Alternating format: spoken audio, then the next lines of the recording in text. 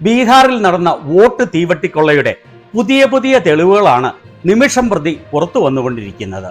സത്യസന്ധമായി ബീഹാറിൽ തെരഞ്ഞെടുപ്പ് നടന്നാൽ ഇന്ത്യ മുന്നണിക്ക് 150-ൽ കുറയാതെ സീറ്റുകൾ ലഭിക്കുമെന്ന് ഞാൻ പറഞ്ഞിരുന്നു. എന്നാൽ സത്യസന്ധമായി നടക്കുകയില്ല. അതിനാൽ NDAക്ക് 180-ലധികം സീറ്റുകൾ ലഭിക്കുമെന്നും ഞാൻ പറഞ്ഞിരുന്നു. അക്ഷരാർത്ഥത്തിൽ അങ്ങനെയാണ് സംഭവിച്ചത്. പക്ഷേ ബീഹാറിൽ നടന്ന കൊള്ള പകൽ പോലെ വ്യക്തമാക്കുന്ന രീതിയിലുള്ളതായിരുന്നു. അത്ര ഓപ്പൺ ആയാണ് മോദിയുടെ സെലക്ഷൻ കമ്മീഷൻ യാതൊരു മടിയും കൂടാതെ ബീഹാറിലെ ജനങ്ങളുടെ സ്വതന്ത്രമായി വോട്ട് ചെയ്യാനുള്ള അവകാശം കവർന്നെടുത്തത്. അതിന്റെ ഞെട്ടിപ്പിക്കുന്ന മറ്റൊരു വലിയ തെളിവാണ് ഈ വീഡിയോയിലൂടെ പുറത്തുവിടുന്നത്. ഇന്ത്യ ഒരു സ്വതന്ത്ര ജനാധിപത്യ രാജ്യമായി കാണണം എന്ന് ആഗ്രഹിക്കുന്ന ചാനൽ സബ്സ്ക്രൈബ് ചെയ്യാത്ത ആളുകൾ സബ്സ്ക്രൈബ് ചെയ്യാൻ മറക്കല്ലേ. സാധാരണയായി ഹിന്ദി സംസാരിക്കുന്ന മേഖലകളിൽ തെരഞ്ഞെടുപ്പ് നടക്കുമ്പോൾ പോസ്റ്റൽ വോട്ടുകളിൽ BJPക്ക് വലിയ മുൻതൂക്കമാണ് ഉണ്ടാവാറുള്ളത്. കാരണം പോസ്റ്റൽ വോട്ടുകൾ ചെയ്യുന്നത് ഗവൺമെന്റ് ഉദ്യോഗസ്ഥരാണല്ലോ. പ്രത്യേകിച്ചും അവർ ഭരണത്തിലിരിക്കുന്ന സംസ്ഥാനത്താണെങ്കിൽ പറയുകയും വേണ്ട. കാരണം ഗവൺമെന്റ് ഉദ്യോഗസ്ഥർക്ക് ആവശ്യമായതെല്ലാം BJP ചെയ്തു കൊടുക്കും എന്നുള്ളത് നമുക്ക് അറിയാവുന്ന കാര്യമാണ്. കോൺഗ്രസ് വൻ ഭൂരിപക്ഷത്തിൽ വിജയിച്ചിരുന്ന കാലത്തും പോസ്റ്റൽ വോട്ടുകളിൽ BJPക്കായിരുന്നു വലിയ മുൻതൂക്കം ഉണ്ടായിരുന്നത്. കേരളത്തിലും നമുക്കറിയാം, പോസ്റ്റൽ വോട്ടുകൾ എണ്ണുമ്പോൾ ഇടതുപക്ഷ സ്ഥാനാർത്ഥികൾക്കാണ് സാധാരണയായി വലിയ മുൻതൂക്കം ലഭിക്കാറുള്ളത്. എന്നാൽ പോസ്റ്റൽ വോട്ടുകളിൽ ഇന്ത്യ മുന്നണി മുന്നിൽ വരിക എന്ന് പറഞ്ഞാൽ അതിന്റെ അർത്ഥം എന്താണ്? പോസ്റ്റൽ വോട്ടുകളിൽ പോലും ഇന്ത്യ മുന്നണിക്ക് മുൻതൂക്കം ലഭിച്ചാൽ സാധാരണ ആളുകളിൽ 50%-ലധികം, ഒരുപക്ഷെ 60% ആളുകളും ഇന്ത്യ മുന്നണിക്ക് വോട്ട് ചെയ്യുക തന്നെ ചെയ്യും എന്നുള്ളത് വാസ്തവമാണ്. എന്നാൽ 2024-ലെ ലോക്സഭാ തെരഞ്ഞെടുപ്പിന് ശേഷം നടന്ന നിയമസഭാ തെരഞ്ഞെടുപ്പുകളിലെല്ലാം BJP 85-90% സീറ്റുകൾ നേടി വിജയിക്കുമ്പോഴും പോസ്റ്റൽ വോട്ടുകളിൽ കോൺഗ്രസിനും ഇന്ത്യ മുന്നണിക്കും വലിയ മുൻതൂക്കമാണ് കാണുന്നത്. അതിന് കാരണം പോസ്റ്റൽ വോട്ടുകളിൽ യാതൊരു മാനിപ്പുലേഷൻ നടത്തുക എളുപ്പമല്ല എന്നുള്ളതാണ്. ബീഹാറിലെ പോസ്റ്റൽ വോട്ടുകളിൽ ആരാണ് വിജയിച്ചത് എന്ന് കണ്ടുകൊള്ളൂ. വ്യക്തമായ തെളിവുകളുടെ അടിസ്ഥാനത്തിൽ മാത്രമേ ഞാൻ ഡേറ്റകൾ നിങ്ങളുടെ മുന്നിൽ കാണിക്കുകയുള്ളൂ.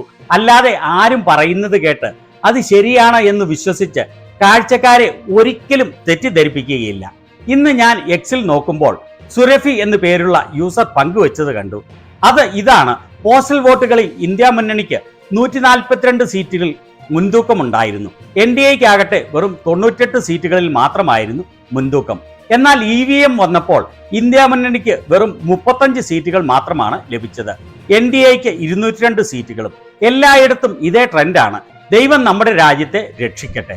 ഇത് കണ്ടപ്പോൾ ഞാൻ വിശ്വസിച്ചില്ല, തെറ്റാണ് എന്ന് തന്നെയാണ് കരുതിയത്. അതിനാൽ റിസർച്ച് ചെയ്തു മാത്രമേ നിങ്ങളുടെ മുന്നിൽ കാണിക്കുകയുള്ളൂ എന്ന് തീരുമാനമെടുത്തു. അപ്പോൾ കണ്ടത് ഞെട്ടിപ്പിക്കുന്നതാണ്. ഇത് ക്വിന്റിന്റെ ഈ റിപ്പോർട്ട് കണ്ടോ? ബീഹാർ ഇലക്ഷനിലെ പോസ്റ്റൽ ബാലറ്റ് റിസൾട്ട് ഇന്ത്യ മുന്നണിക്ക് 142, NDAക്ക് 98. എന്തുകൊണ്ടാണ് അത് EVM റിസൾട്ടിന്റെ നേർ വിപരീതം? അവരുടെ ആ ലേഖനത്തിൽ തുടർന്ന് പറഞ്ഞിരിക്കുന്നു: ബീഹാർ അസംബ്ലി ഇലക്ഷനിൽ 243-ൽ 202 സീറ്റുകൾ നേടി NDA തൂത്തുവാരി. പക്ഷേ കൗതുകകരമായി പോസ്റ്റൽ വോട്ടിലെ ട്രെൻഡുകൾ നേർ വിപരീതമായിരുന്നു. പോസ്റ്റൽ വോട്ടുകളിൽ NDA മുന്നണിയുടെ 98-നെതിരെ ഇന്ത്യ മുന്നണി 142 സീറ്റുകളിൽ മുൻപിലായിരുന്നു. ഈ താരതമ്യം വളരെ പ്രധാനപ്പെട്ടതാണ്. കാരണം പ്രതിപക്ഷ നേതാവ് രാഹുൽ ഗാന്ധി ഹരിയാന അസംബ്ലി തെരഞ്ഞെടുപ്പിലെ അട്ടിമറി പുറത്തുവിട്ടുകൊണ്ട് നടത്തിയ പ്രസ് കോൺഫറൻസിൽ പോസ്റ്റൽ വോട്ടുകളിലെ വ്യതിയാനം വ്യക്തമാക്കിയിരുന്നു. ഹരിയാനയിലെ പോസ്റ്റൽ വോട്ടിൽ 73 സീറ്റുകളിൽ കോൺഗ്രസ് മുന്നിലായിരുന്നു. BJP വെറും 17 സീറ്റിൽ മാത്രമായിരുന്നു മുന്നിൽ നിന്നത്. പക്ഷേ അവസാന ഫലം വന്നപ്പോൾ കോൺഗ്രസിന്റെ സീറ്റുകൾ 37 ചുരുങ്ങുകയും BJPക്ക് 48 സീറ്റുകൾ ലഭിക്കുകയും ചെയ്തു. ഇത് രാഹുൽ ഗാന്ധി ചൂണ്ടിക്കാട്ടിയ ഹരിയാനയിലെ വോട്ടുകൊള്ളയുടെ വളരെയേറെ ഡേറ്റാ പോയിന്റുകളിൽ ഒന്നായിരുന്നു.